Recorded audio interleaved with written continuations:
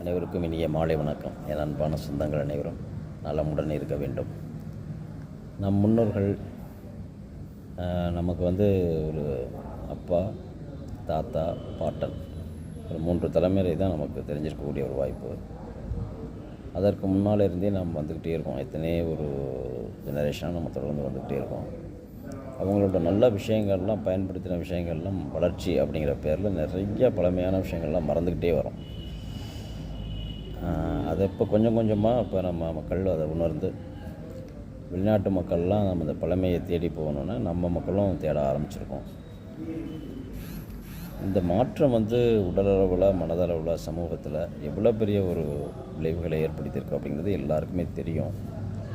இருந்தாலும் நம்ம தவிர்க்க முடியாமல் அதை பயன்படுத்திக்கிட்டு இருக்கோம். எல்லா விஷயங்களிலும், அது சாப்பாட்டு விஷயமாக இருந்தாலும் சரி, பழக்க வழக்கங்கள், நடைமுறை வாழ்க்கை எல்லாத்துலேயுமே.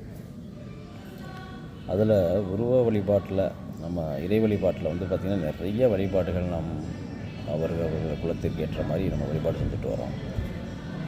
எல்லா வழிபாடு பண்ணாலும் நம்ம நெற்றியில் திருநூறு, குங்குமம் அணிவது ரொம்ப ரொம்ப முக்கியம். பெண்கள் மஞ்சள், குங்குமம் இடுவது. ஆண்கள் அதே மாதிரி திருநூறு, சந்தனம், குங்குமம் அந்த மாதிரி அணிவதும் ரொம்ப ரொம்ப முக்கியம். அதற்கு ஏன் வெட்கப்படணும், ஏன் கூச்சப்படணும் அப்படின்னு எனக்கு தெரியல. நெற்றி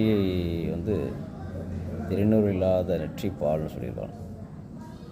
அதனால் எந்த உத்தியோகம் பார்த்தாலும் சரி, எந்த வேலையாக இருந்தாலும் சரி, நம்மளோட அடையாளங்களை தைரியமாக வெளியே காட்டுங்க தயவுசெய்து. அதற்கு வெட்கப்படாதீங்க.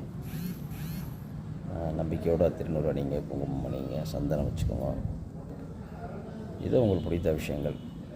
இதெல்லாம் அடுத்தவங்காக பயந்துக்கிட்டு, அடுத்தவர்கள் எதுவும் சொல்லுவாங்களோ, நினைப்பாங்களோ அப்படின்லாம் நம்ம நினைக்கவே வேண்டியதில்லை. நம்மளோட விஷயங்களில் ரொம்ப ரொம்ப முக்கியமான விஷயம், நம்ம எந்திரிச்சோன்னா குளிச்சுட்டு இறை வழிபாடு பண்ணிவிட்டு நெற்றியில் ஏதாச்சும் திருநூறு, குங்குமம் விட்டுட்டு நீங்கள் போய் பாருங்கள். அன்றைய நாள் மிக புத்துணர்ச்சியாக, மிகவும் சந்தோஷமாக கண்டிப்பாக அமையும். நம்ம முன்னோர்கள் எல்லாமே காரணமாக தான் சொல்லியிருக்காங்க. இந்த புருவ மத்தியில் ஆக்கினை என்ற சக்கரம் வேலை செய்து கொண்டிருக்கிறது.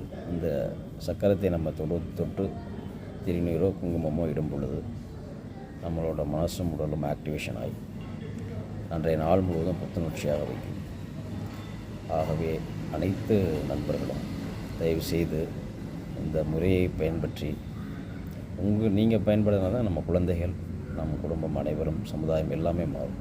ஸோ அனைவரும் தயவுசெய்து நெற்றியில் சிறிய திலகம் எடுங்கள்.